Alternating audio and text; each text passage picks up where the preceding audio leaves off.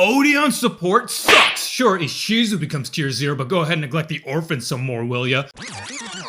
Yeah, so I said that back in November 2023, and it's still true. This Odion support was a massive disappointment. So let me start off by saying, yes, the cards function. Yes, there are neat little combos, and yes, it just isn't that good. And also, in my opinion, misses the mark. I feel like it was trying to do so many different things like Serket and Anubis and Traps and Temple of the Kings and Ra and even Odion in monster form that it forgot to do any one thing well. I also have to believe that there's more coming down the line, specifically more Apophis traps, because one of these cards mentions grabbing back 3 Apophis traps with different names from your grave. Well, this lineup only has 1 and there are only 2 others, so what are the chances they are leaving us with just the 3? I mean, I guess it would make sense that Odion summons 3 Apophises.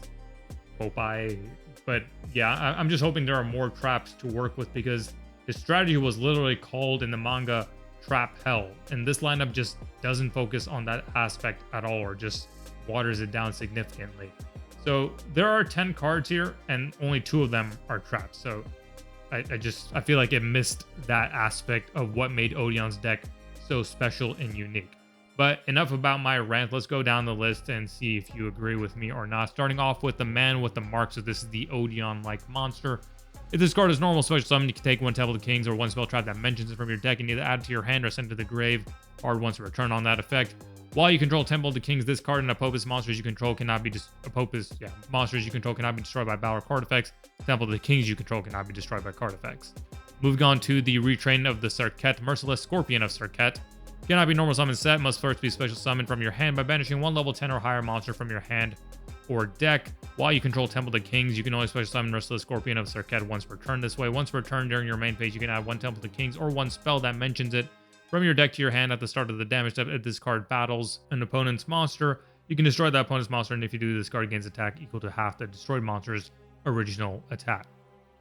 Next up is Anubis, the Last Judge. Level 10, 3000 attack. Cannot be normal summoned set. Must first be special summoned from your hand or grave. While you have 3 or more cards in your grave with different names that are Temple of the Kings and or traps, by placing 2 of them on the bottom of the deck in any order, you can send this card from your hand to the grave. Add 1, the man with a mark from your deck to your hand. If a spell trap you control is destroyed by card effect, you can target 1 card your opponent controls, destroy it. You can only use each effect of Anubis, the Last Judge, once per turn. Going into the fusions, Divine Serpent Apophis. This is comprised of 2 monsters I mentioned, Temple of the Kings. Must first either be fusion summoned or special summoned by attributing 2 Apophis monsters once per turn. You can target up to 3 Apophis traps with different names in your grave. Set them, so that's the card that I was referring to earlier. Once per turn, if a trap card is activated, except during the damage set, you can target 1 card your opponent controls, destroy it. There's already a trap monster that kind of does that, although I guess that's when trap cards are summoned as monsters. This is just anytime a trap card is activated, so I guess that's a lot better for the deck if you make it a trap focused deck.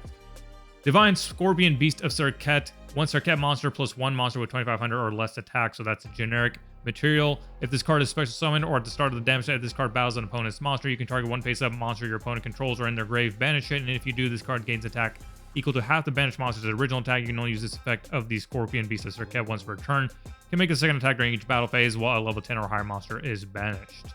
So there's at least some synergy there with the card that banishes level 10s from your deck. Treasures of the Kings. Field spell. While this card is activated, you can set 1 Apophis trap from your deck. This card's name becomes Temple of the Kings while in the field zone. Once per turn, if you have 2 or more set cards in your field, or a trap in your grave, you can add 1 monster that mentions Temple of the Kings from your deck to your hand. You can only activate 1 Treasures of the King per turn. So this is a really good card for the deck. My only thing is this probably should say this card name becomes Temple of the Kings while in the field zone or in your grave, so that you could take advantage of this. This card probably isn't really that good anyways, but if this said with different names that are Temple of the Kings and or traps. So I guess since it says different original, I don't know how that would work to make that word so you could have the original Temple of the Kings and this Temple of the Kings being treated in your grave. I feel like there was probably a way to work that in there and they just didn't do it.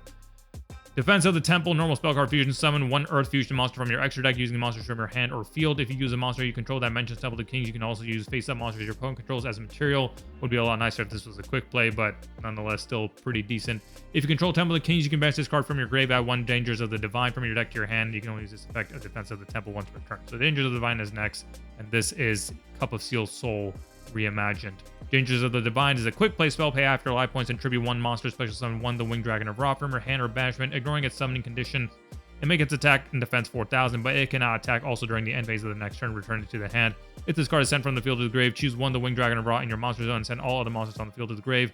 You can only use each effect of Dangers of the Divine once per turn. So obviously these two effects are meant to work in tandem, where you summon the Winged Dragon of Ra, and since it's a quick play, you can do it from on your opponent's turn, and it comes from your hand or banishment with that first Serket card banishing level 10s from your deck, so you could just banish Raw with that and then use this card to bring it out and use it as a field wipe on your opponent's turn. So overall, this is a pretty solid card, whether for this deck or really if there's probably either you'd have to run Serket and a Winged Dragon of Ra deck, or maybe if there's another way for that deck to banish Winged Dragon of Ra, this could work for that deck as well. And then of course it's a nice little callback to that iconic anime moment.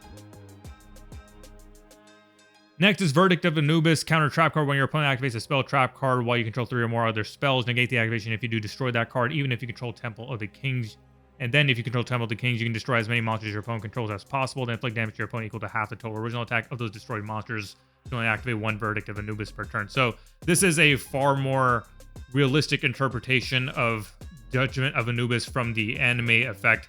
Judgment of Anubis came out back in 2003 in Dark Crisis, so they obviously had to water it down compared to what its effect was in the anime. So it's nice to see them recapture a lot of it. Of course, the activation requirement is still requiring a lot of back row, so that's what I'm talking about, where just there's not a whole lot of traps that you're working with. So you have these 2, and then I guess you have your field spell, so that would make at least 2, and you would need a 3rd more to make this one live, so whether that be setting this or one of your other Apophis traps. And then finally, Apophis the Serpent. This is a Apophis monster, a trap monster. Special summon this card as a normal monster. The stats of the same embodiment of Apophis Reptile, Earth level 4, attack 16, defense 18. Also still treated as a trap. Then you can set 1 Apophis trap from your deck except Apophis the Serpent. It can be activated this turn. If this card is sent to the grave, you can add 1 embodiment of Apophis from your deck to your hand. You can only use each effect of the Serpent once per turn. So that first effect grabs you Swamp Deity, which then you can use on that same turn, and when that's summoned, it would negate cards on the field up to the number of other continuous trap monsters that you control. Or is it Apophis traps? I'm trying to remember off the top of my head. I'll show it on the screen when I go through and edit this. And so that would at least get you 1 negation, and if you have another Apophis monster, it gets you more and more, which is why I'm saying more Apophis traps would definitely come in handy with that effect in mind, and now with this effect in mind as well. And then this can float into the original embodiment of Apophis, which hopefully with more Apophis traps, you don't have to run the original, since that's kind of basically running a vanilla. But at the moment, you would probably have to run it to bring out the potential of the rest of these cards. So that's the lineup. That's the Odion support. So far in this May series, which started back in 2023, we've gotten Gate Guardian, Flame Swordsman, and now Temple of the Kings. Flame Swordsman kind of sticks out here, but if we're keeping with like the Maze theme, which Odion, in my opinion, and Gate Guardian certainly does, I would guess that next year in the May set of 2026, we'll either get Loomis and Umbra, or finally a Diabound deck. So let me know if you agree with my disappointment with these cards, if you really like these cards, if you feel like we're going to get something more in the future, and I will catch y'all later.